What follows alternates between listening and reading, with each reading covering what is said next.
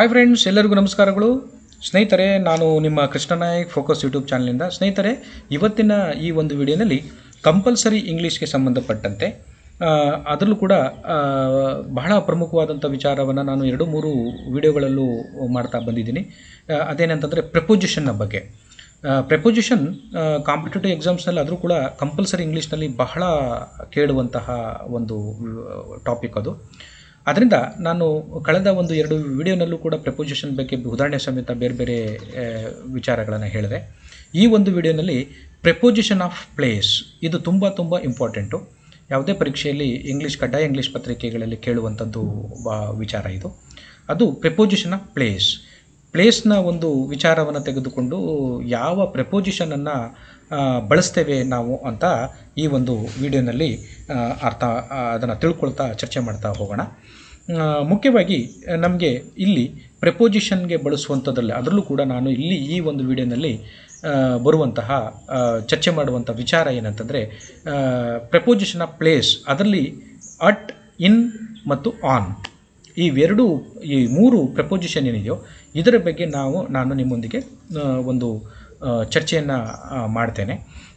ಇದು ಯಾವುದೇ ಪರೀಕ್ಷೆಯಲ್ಲಿ ಅದರಲ್ಲೂ ಕೂಡ ನಮ್ಮ ಸಹಾಯಕ ಪ್ರಾಧ್ಯಾಪಕರ ಪರೀಕ್ಷೆ ಏನಿದೆಯೋ ಅದಕ್ಕೆ ಸಂಬಂಧಪಟ್ಟಂತೆ ಏನು ಕಡ್ಡಾಯ ಇಂಗ್ಲೀಷ್ ಏನಿದೆಯೋ ಇದರಲ್ಲಿ ಬರುವಂಥದ್ದು ಬಹಳ ತುಂಬ ಮೋಸ್ಟ್ ಇಂಪಾರ್ಟೆಂಟ್ ಒಂದು ಟಾಪಿಕ್ ಕೂಡ ಇದು.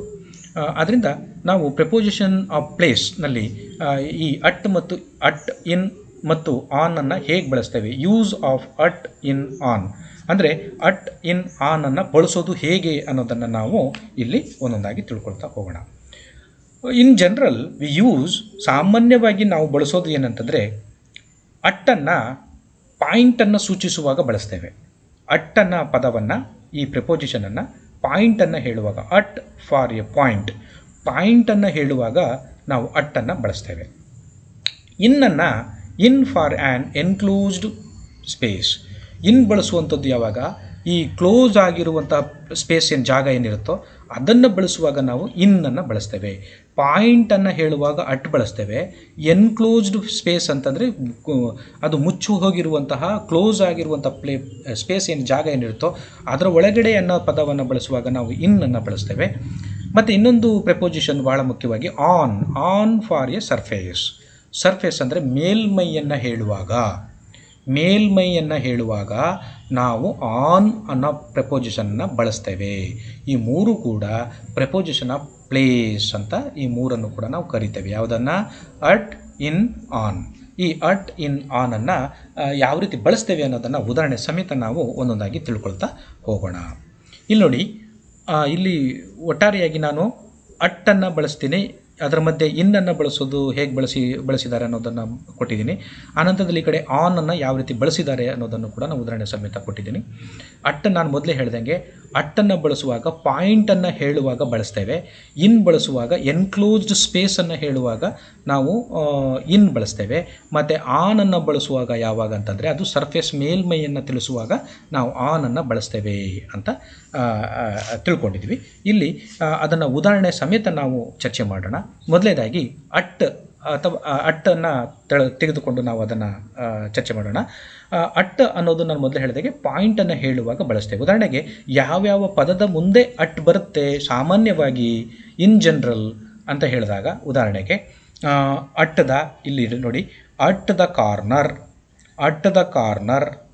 ಅಟ್ ದ ಬಸ್ ಸ್ಟಾಪ್ ಅಂದರೆ ಮೂಲೆಯಲ್ಲಿ, ಅಟ್ ದ ಕಾರ್ನರ್ ಮೂಲೆಯಲ್ಲಿ, ಅಟ್ ದ ಬಸ್ ಸ್ಟಾಪ್ ಮೇಲೆ, ಬಸ್ ಸ್ಟಾಪ್ನಲ್ಲಿ, ಅಟ್ ದ ಬಸ್ ಸ್ಟಾಪ್ನಲ್ಲಿ, ಅಟ್ ದ ಡೋರ್ನಲ್ಲಿ, at the top of the ಪೇಜ್ನ ಪುಟದ ಮೇಲ್ಭಾಗದಲ್ಲಿ, at the end of the ರೋಡ್ನ ರಸ್ತೆಯ ಕೊನೆಯಲ್ಲಿ, ಅಲ್ಲಿ, at the end of the road, at the entrance ಅಂದರೆ ಪ್ರವೇಶ ದ್ವಾರದಲ್ಲಿ, at the entrance, at the cross ರೋಡ್ಗಳು ಕ್ರಾಸ್ ಆಗೋ ಜಾಗದಲ್ಲಿ, at the cross roads, at the front ಡೆಸ್ಕ್ನಲ್ಲಿ, ಅಟ್ ದ ಫ್ರಂಟ್ ಡೆಸ್ಕ್ ಅಂದರೆ ಈ ಥರ ಪದಗಳೆಲ್ಲ ಬಳಸುವಾಗ ನಾವು ಅಟ್ಟನ್ನು ಬಳಸ್ತೇವೆ.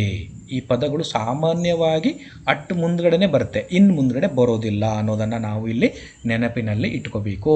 ಪರೀಕ್ಷೆಯನ್ನು ಬರೆಯುವಂಥ ಸಂದರ್ಭದಲ್ಲಿ, ಕಡ್ಡಾಯ ಇಂಗ್ಲೀಷ್ ಪತ್ರಿಕೆಯನ್ನು ಬರೆಯುವಂಥ ಸಂದರ್ಭದಲ್ಲಿ ಈ ಥರ ಪದಗಳು ಬಂದಾಗ ನಾವಲ್ಲಿ ಇನ್ನಾಗಲಿ ಆನಾಗಲಿ ಬಳಸಬಾರ್ದು, ಅಲ್ಲಿ ಅಟ್ಟನ್ನು ಪದವನ್ನೇ ಬಳಸ್ಕೋಬೇಕು. ಇನ್ ಪದವನ್ನು ಹೇಗೆ ಬಳಸ್ತೇವೆ ಅನ್ನೋದನ್ನು ಉದಾಹರಣೆ ಸಮೇತ ನೋಡೋಣ. ಇನ್ ಅಂದರೆ ನಾನು ಮೊದಲೇ ಹೇಳಿದೆ, ಒಳಗೆ ಅಂದರೆ ಎನ್ಕ್ಲೋಸ್ಡ್ ಸ್ಪೇಸ್, ಅಂದರೆ ಕ್ಲೋಸ್ ಆಗಿರುವಂಥ ಸ್ಪೇಸ್ನಲ್ಲಿ ಹೇಳುವಾಗ ನಾವು ಇನ್ ಅನ್ನೋ ಪದವನ್ನು ಬಳಸ್ತೇವೆ ಅಂತ ಹೇಳಿದೆ. ಅದರಲ್ಲಿ ಉದಾಹರಣೆಗೆ in the garden, in the garden, in the garden ಅಂದರೆ ತೋಟದೊಳಗಡೆ, ಇನ್ ದ ಗಾರ್ಡನ್ ತೋಟದೊಳಗಡೆ, ತೋಟದಲ್ಲಿ. ಆಮೇಲೆ ಮುಖ್ಯವಾಗಿ ಇನ್ ಲಂಡನ್, ಇನ್ ಲಂಡನ್ ಲಂಡನ್ನಲ್ಲಿ, ಇನ್ ಲಂಡನ್ ಲಂಡನ್ನಲ್ಲಿ. ಇನ್ ಫ್ರಾನ್ಸ್ ಫ್ರಾನ್ಸ್ನಲ್ಲಿ. ಇನ್ ಎ ಬಾಕ್ಸ್ ಬಾಕ್ಸ್ನಲ್ಲಿ. ಇನ್ ಮೈ ಪಾಕೆಟ್ ನನ್ನ ಜೇಬಿನಲ್ಲಿ. ಇನ್ ಮೈ ವ್ಯಾಲೆಟ್ ನನ್ನ ವ್ಯಾಲೆಟ್ನಲ್ಲಿ. ಇನ್ ಎ ಬಿಲ್ಡಿಂಗ್ ಬಿಲ್ಡಿಂಗ್ನಲ್ಲಿ. ಇನ್ ಎ ಕಾರ್ ಕಾರ್ನಲ್ಲಿ. ನೋಡಿ, ಈ ಥರ ಪದಗಳು ಬಂದಾಗ ಸಾಮಾನ್ಯವಾಗಿ ಇನ್ ಅನ್ನೋ ಪದವನ್ನೇ ಬಳಸ್ತೇವೆ. ಆಮೇಲೆ ಆನ್ ಅನ್ನೋ ಪದವನ್ನು ಯಾವ ರೀತಿ ಬಳಸ್ತೇವೆ ಅನ್ನೋದ್ರ ಬಗ್ಗೆ ಹೇಳೋದಾದರೆ, ಆನ್ ಅನ್ನು ನಾವೇನೇನು ಹೇಳಿದೆ, ಸರ್ಫೇಸನ್ನು ಹೇಳುವಾಗ ಅಂದರೆ ಮೇಲ್ಮೈಯಲ್ಲಿ ಬಳಸುವಾಗ ಈ ಆನ್ ಅನ್ನೋ ಪದವನ್ನು ಬಳಸ್ತೇವೆ. ಉದಾಹರಣೆಗೆ on the wall, on the wall ಅಂದರೆ ಏನು, ಆನ್ ದ ವಾಲ್ ಅಂತಂದರೆ ಗೋಡೆಯ ಮೇಲೆ, ಆನ್ ದ ವಾಲ್ ಅಂದರೆ ಗೋಡೆಯ ಮೇಲೆ. ಆನ್ ದ ಸೀಲಿಂಗ್ ಸೀಲಿಂಗ್ ಮೇಲೆ. ಆನ್ ದ ಡೋರ್ ಡೋರ್ನ ಮೇಲೆ. ಆನ್ ದ ಕವರ್ ಕವರ್ನ ಮೇಲೆ. ಆನ್ ದ ಫ್ಲೋರ್ ಫ್ಲೋರ್ನ ಮೇಲೆ. ಆನ್ ದ ಕಾರ್ಪೆಟ್ ಕಾರ್ಪೆಟ್ ಮೇಲೆ. ಆನ್ ದ ಮೆನು ಮೆನು ಮೇಲೆ. ಆನ್ ಎ ಪೇಜ್ ಪೇಜ್ನ ಮೇಲೆ ಅಂದರೆ ಪುಟದ ಮೇಲೆ. ಆನ್ ಎ ಪೇಜ್ ಪುಟದ ಮೇಲೆ surface. On the table table ಮೇಲೆ. ಆನ್ ದ ಡೆಸ್ಕ್ ಡೆಸ್ಕ್ ಮೇಲೆ ಅಂದರೆ ಸರ್ಫೇಸ್ ಮೇಲ್ಗಡೆ, ಮೇಲ್ಮೈಯನ್ನು ತಿಳಿಸುವಂಥ ಸಂದರ್ಭದಲ್ಲಿ ನಾವೇನು ಮಾಡ್ತೀವಿ, ಆನ್ ಎಂಬ ಪದವನ್ನು ಬಳಸ್ತೇವೆ. ಮತ್ತು ಇನ್ನೂ ಇದಕ್ಕೆ ಸಂಬಂಧಪಟ್ಟಂತೆ ಸಾಕಷ್ಟು ಉದಾಹರಣೆಗಳಿದೆ, ಅದನ್ನು ನೋಡೋಣ. ಉದಾಹರಣೆಗೆ Radha is waiting for you at the bus stop. Radha ನಿನಗಾಗಿ ಬಸ್ ಸ್ಟಾಪ್ನಲ್ಲಿ ಕಾಯ್ತಾ ಇದ್ದಾಳೆ. ಬಸ್ ಸ್ಟಾಪ್ನಲ್ಲಿ, ನಾನು ಮೊದಲೇ ಹೇಳಿದೆ ಬಸ್ ಸ್ಟಾಪ್ನಲ್ಲಿ ಅಂತ ಬಂದಾಗ ಅಟ್ ದ ಬಸ್ ಸ್ಟಾಪ್ ಅಂತ ಹೇಳಬೇಕು ಹೊರತು ಇನ್ ದ ಬಸ್ ಸ್ಟಾಪ್ ಅಂತ ಹೇಳಬಾರ್ದು. ಇದು ರೂಢಿಗತವಾಗಿ ಸಾಮಾನ್ಯವಾಗಿ ಬಂದಿರುವಂಥ ಇಂಗ್ಲೀಷ್ ಪದ, ಆಯಿತಾ, ಇದು ಪ್ರಿಪೊಸಿಷನ್. ಮತ್ತು ಇನ್ನೊಂದು ಉದಾಹರಣೆ, the shop is at the end of the street. ಈ ಶಾಪ್ ಅಂದರೆ ಅಂಗಡಿಯು ಈ ಸ್ಟ್ರೀಟ್ನ ಕೊನೆಯಲ್ಲಿ ಇದೆ ಅಂತ ಬರೆದಾಗ at the end of the street ಅಂತ ಹೇಳಬೇಕು. My plane stopped at Dubai and Hanoi and arrived in Bangkok 2 hours late. ನನ್ನ ವಿಮಾನವನ್ನು ದುಬೈ ಮತ್ತು ಹನೋಯಲ್ಲಿ ನಿಲ್ಲಿಸಿದೆ, ನಂತರದಲ್ಲಿ ಬ್ಯಾಂಕಾಕ್ 2 ಗಂಟೆ ಲೇಟಾಗಿ ನಂತರದಲ್ಲಿ ಬ್ಯಾಂಕಾಕ್ಗೆ ಬಂದೆ ಅಂತ ಹೇಳುವಂಥದ್ದು.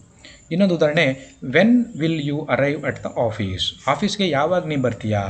When will you arrive at the office. ನೋಡಿ, at the office, in the office ಅನ್ನಬಾರ್ದು, ಅಟ್ ದ ಆಫೀಸ್. ಆಫೀಸ್ಗೆ ಯಾವಾಗ ಬರ್ತೀಯಾ. Do you work in an office. ನೀನು ಒಂದು ಕಚೇರಿಯಲ್ಲಿ ಕೆಲಸ ಮಾಡ್ತಾ ಇದೆಯಾ ಅಂತ. ಅಂದರೆ in an office. At the office ಬೇರೆ, ಇನ್ ಆ್ಯನ್ ಆಫೀಸ್. ನೋಡಿ, do you work in an office. Do you work in an office. ನೀನು ನೋಡಿ ಇಲ್ಲಿ ಆರ್ಟಿಕಲ್ಲೇ ಬಳಸಿರೋದು. ನೋಡಿ ಇಲ್ಲಿ ಡೆಫಿನಿಟ್ ಆರ್ಟಿಕಲ್, ಇನ್ಡೆಫಿನಿಟ್ ಆರ್ಟಿಕಲ್ ಅಂತ ಬಳಸ್ತೀವಿ ನಾವು. ನೋಡಿ, do you work in an office. ಒಂದು ಕಚೇರಿ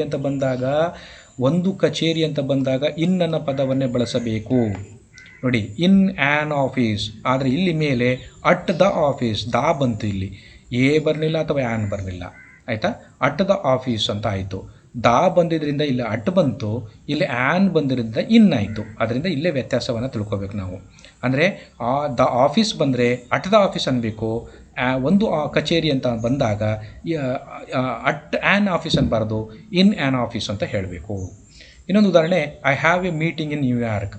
ನಾನು ನ್ಯೂಯಾರ್ಕ್ನಲ್ಲಿ I have a meeting in ನ್ಯೂಯಾರ್ಕ್ನಲ್ಲಿ ನನಗೆ ಒಂದು ಮೀಟಿಂಗ್ ಇದೆ. ಆಮೇಲೆ do you live in Japan. ಜಪಾನ್ನಲ್ಲಿ ಇದೆಯಾ. Do you live in Japan. ನೀನು ಜಪಾನ್ನಲ್ಲಿದೆಯಾ. Jupiter is in the solar system. Jupiter ಅಂತಂದರೆ ಗುರುಗ್ರಹ ನಾವು ಏನು ಹೇಳ್ತೀವಿ, ಆ ಗ್ರಹವು ಎಲ್ಲಿದೆ, ಸೌರ ವ್ಯೂಹದಲ್ಲಿ ಇದೆ. Jupiter is in the solar system. The author's name is on the cover of the book. ಅಂದರೆ ಗ್ರಂಥಕರ್ತನ ಲೇಖಕನ ಒಂದು ಹೆಸರು ಪುಸ್ತಕದ ಕವರ್ ಪೇಜ್ನಲ್ಲಿ ಇದೆ. There are no prices on this menu. ಈ ಮೆನ್ಯೂನಲ್ಲಿ ಯಾವುದೇ ಬೆಲೆಗಳ ಬಗ್ಗೆ ಏನೂ ಇಲ್ಲ, ಹೇಳಿಲ್ಲ. You are standing on my foot. ನೀನು ನನ್ನ ಕಾಲ ಮೇಲೆ ನಿಂತಿದ್ದೀಯಾ, ನನ್ನ ಕಾಲ ಮೇಲೆ. You are standing on my foot. ನೀನು ನನ್ನ ಕಾಲ ಮೇಲೆ ನಿಂತಿದ್ದೀಯಾ. There was a no smoking sign on the wall. ಗೋಡೆಯ ಮೇಲೆ ನೋ ಸ್ಮೋಕಿಂಗ್ ಅಂತ ಬರೆದಿಲ್ಲ. There was a no smoking sign on the wall. ಅಂದರೆ ಗೋಡೆಯ ಮೇಲೆ, ಆನ್ ದ ವಾಲ್ ಅಂತ ಹೇಳಬೇಕು, ಇನ್ ದ ವಾಲ್ ಅಂತ ಹೇಳಬಾರ್ದು, ಅಥವಾ ಅಟ್ ದ ವಾಲ್ ಅಂತ ಹೇಳಬಾರ್ದು. ಆನ್ ದ ವಾಲ್, ಗೋಡೆಯ ಮೇಲೆ ನೋ ಸ್ಮೋಕಿಂಗ್ ಬೋರ್ಡನ್ನು ಹಾಕಿಲ್ಲ. ಆಮೇಲೆ ಇನ್ನೊಂದು, I live on the 7th floor at 21 Oxford street in London. ನಾನು ಲಂಡನ್ನ 21 ಆಕ್ಸ್ಫರ್ಡ್ನ 7ನೇ ಮಹಡಿಯಲ್ಲಿ ಇದ್ದೇನೆ. ನೋಡಿ, ಅಟ್ 21, ಇಲ್ಲಿ I live on the 7th floor at 21 Oxford street in London. ಅಂದರೆ 3 ಪದಗಳು ಇಲ್ಲಿ ಬಂತು. ಆನ್ ಬಂತು, ಅಟ್ ಬಂತು, ಇನ್ ಬಂತು. ಇದಕ್ಕೆ ಹೆಚ್ಚಿಗೆ ನಾವು ತಿಳ್ಕೊಬೇಕು ಅಂದರೆ ಈ ಪ್ರೆಪೋಸಿಷನ್ ಆಫ್ ಪ್ಲೇಸಸ್ ಏನಿದೆಯೋ, preposition of place at, in and on, ಅದರ ಬಗ್ಗೆ ಇನ್ನೂ ಸಾಕಷ್ಟು ಉದಾಹರಣೆಯನ್ನು ನಿಮಗೆ ಕೊಡ್ತೀನಿ. ಉದಾಹರಣೆಗೆ ಅಲ್ಲಿ ಅಟ್ ಯಾವ್ಯಾವ ಪದಗಳ ಮುಂದೆ ನಾವು ಅಟ್ಟನ್ನು ಬಳಸ್ತೇವೆ ಅನ್ನೋದನ್ನು ರೂಢಿಗತ ಮಾಡ್ಕೊಳ್ಳೋಣ. ಉದಾಹರಣೆಗೆ ಅಟ್ ಹೋಮ್ ಅಂತ ಹೇಳ್ತೀವಿ. At home, at work, at home, at work, at school, at university, at college, at the top, at the bottom, at the side, at reception. ಈ ರೀತಿ ಪದಗಳು ಬಂದಾಗ ನಾವು ಅಟ್ ಪದವನ್ನು ಬಳಸ್ತೇವೆ. ಅಂದರೆ ಒಂದು ಪಾಯಿಂಟನ್ನು ಹೇಳುವಾಗ ಅಟ್ ಪದವನ್ನು ಬಳಸ್ತೇವೆ. ನಂತರದಲ್ಲಿ ಇನ್ನೊಂದು ಮುಖ್ಯವಾಗಿ ಹೇಳಿದೆ, ಇನ್ ಅಂದರೂ ಕೂಡ ಒಳಗೆ ಅಂತಲೇ ಅರ್ಥವನ್ನು ಕೊಡುತ್ತೆ.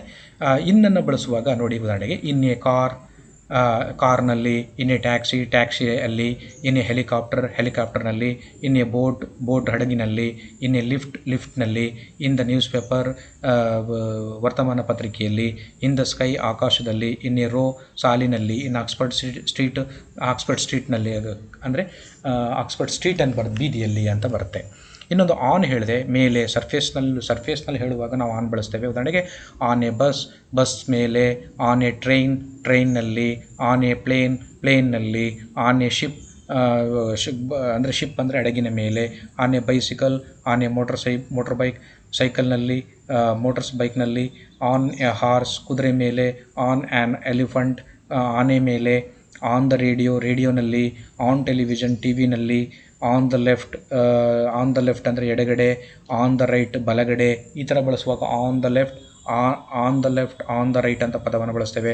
ಆನ್ ದ ವೇ, ದಾರಿಯ ಮಧ್ಯೆ ಅನ್ನೋ ಪದವನ್ನು ಬಳಸುವಾಗ ಆನ್ ದ ವೇ ಅನ್ನೋದನ್ನು ಬಳಸ್ತೇವೆ.